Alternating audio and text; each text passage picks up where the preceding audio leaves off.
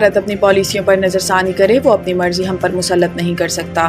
اسلام آباد میں انسٹی ٹیوٹ آف اسٹریٹجک اسٹڈیز کے یوم تاسیس سے خطاب میں اسحاق ڈار نے کہا کہ بھارت نے فالس فلیگ آپریشن کی آڑ میں پاکستان پر جارحیت مسلط کی اور ہم نے بھارتی جارحیت کا فوری اور مؤثر جواب دیا۔ بھارت نے پہلگام واقعہ پر جھوٹا ڈرامہ رچایا، بھارت اپنی پالیسیوں پر ایک بار پھر نظر ثانی کرے۔ انہوں نے کہا کہ پاکستان اپنی خود مختاری اور علاقائی سالمیت کے تحفظ کے لیے پرعزم ہے۔ بھارت آبی دہشت گردی کر کے 24 کروڑ پاکستانیوں کو یرغمال بنانا چاہتا ہے۔ بھارت اپنی مرضی پاکستان پر مسلط نہیں کر سکتا۔ بھارت یک طرفہ طور پر سنتاس معاہدہ معطل نہیں کر سکتا۔ بھارت پانی کو بطور ہتھیار استعمال کرنا چاہتا ہے۔ نائب وزیر اعظم کا کہنا تھا کہ کشمیر عالمی سطح پر تسلیم شدہ مسئلہ ہے، اس مسئلے کے پرامن حل سے خطے میں امن ہوگا۔ بھارت عالمی قوانین کی کھلی خلاف ورزی کر رہا ہے اور پاکستان پرامن بقائے باہمی کے اصول پر عمل پیرا ہے۔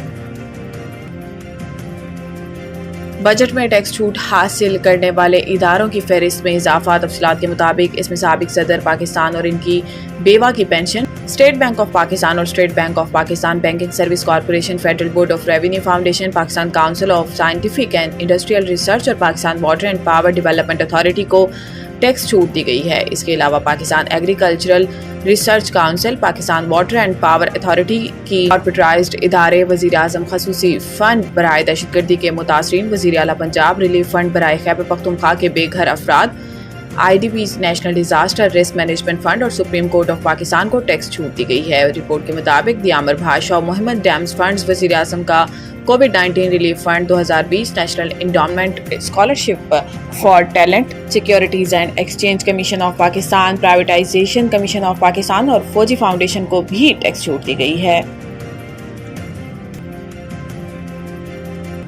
ہماری پارلیمنٹ ہماری جمہوری نظام میں مرکزی مقام رکھتی ہے۔ صدر مملکت آصف علی زرداری نے پارلیمنٹ کے عالمی دن کے موقع پر اپنے پیغام میں کہا کہ پارلیمان عوام کے خود مختار نمائندہ اور آئینی اقدار کی نگہبان ہوتی ہے۔ ہم جمہوریت، آزادی، شمولیت کے اصولوں پر کاربند ہیں، رواداری، معاشی اور سماجی انصاف کے اصولوں پر کاربند رہیں گے۔ صدر مملکت آصف علی زرداری نے کہا کہ پارلیمنٹ قومی پالیسی کی تشکیل میں کلیدی کردار ادا کرتی ہے۔ پارلیمنٹ شفافیت اور جوابدہی کو یقینی بنانے، پارلیمنٹ شہریوں کے بنیادی حقوق کے تحفظ میں کردار ادا کرتی ہے۔ صدر مملکت نے اپنے ایک پیغام میں کہا کہ اس اہم دن کے موقع پر میں پارلیمان کی کاوشوں کو سراہتا ہوں۔ پارلیمان طرز حکمرانی مؤثر جمہوری ادارے مؤثر بنانے میں کردار ادا کر سکتی ہے۔ پارلیمان شفاف، جامع اور عوامی شراکت پر مبنی طرز حکمرانی کے فروغ کے لیے کوشاں ہے۔ وزیر اعظم شہباز شریف نے اپنے پیغام میں کہا کہ یہ دن جامع طرز حکمرانی کو فروغ دینے میں پارلیمان کے اہم کردار کو واضح کرتا ہے۔ ہماری پارلیمنٹ ہمارے جمہوری نظام میں مرکزی مقام رکھتی ہے۔ انہوں نے کہا کہ پارلیمنٹ قانون سازی کے اختیارات کے ذریعے احتساب، ایگزیکٹو کی نگرانی کو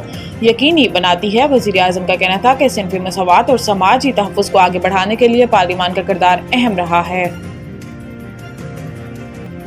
محکمہ صحت سندھ نے مچھروں سے پھیلنے والی بیماریوں پر قابو کے لیے WHO سے مدد مانگ لی۔ کراچی محکمہ صحت سندھ نے عالمی ادارہ صحت پاکستان میں نمائندے کو خط لکھ دیا۔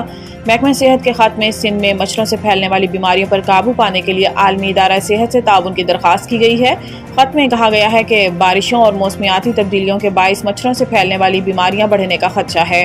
عالمی ادارہ صحت کیس مینجمنٹ، تشخیصی سہولیات اور انڈور سپرے میں تعاون کرے۔ خط میں مزید کہا گیا ہے کہ طبی عملے کی تربیت کے لیے بھی WHO سے تکنیکی معاونت کی درخواست ہے۔ عالمی ادارہ صحت کے مسلسل تعاون پر شکر گزار ہیں۔ WHO کی مزید معاونت سے مریضوں کو فائدہ پہنچے گا اور صورتحال بہتر ہوگی۔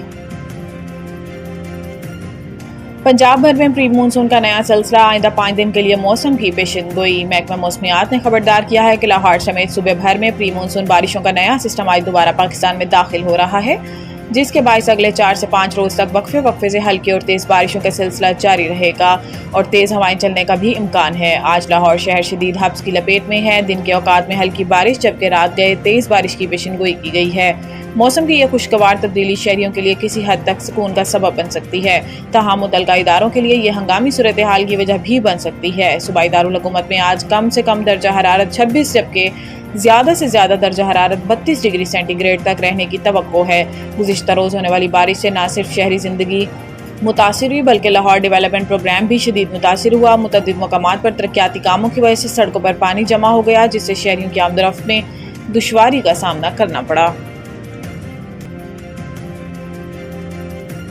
اظہر محمود قائم مقام ریڈ بال ہیڈ کوچ مقرر۔ پاکستان کرکٹ ٹیم کے سابق باؤلر اظہر محمود عبوری ریڈ بال کوچ مقرر کر دیے گئے ہیں۔ اظہر محمود اپنے موجودہ معاہدے کے اختتام تک اس عہدے پر کام کریں گے۔ قومی ٹیم کے اسسٹنٹ ہیڈ کوچ کے طور پر خدمات انجام دینے کے بعد اظہر محمود طویل عرصے سے ٹیم کے اسٹریٹجک کور کا ایک اہم حصہ رہے ہیں۔ مائک ہیسن کے ہیڈ کوچ بننے کے بعد اظہر محمود ٹیم مینجمنٹ کا حصہ نہیں رہے تھے۔ اظہر محمود بنگلہ دیش کے خلاف ہوم سیریز میں ٹیم مینجمنٹ میں شامل نہیں تھے۔ واضح رہے کہ اظہر محمود کا اپریل 2026 تک پی سی بی سے معاہدہ ہے اور اس دوران پاکستان نے 2 ٹیسٹ سیریز کھیلنا ہے۔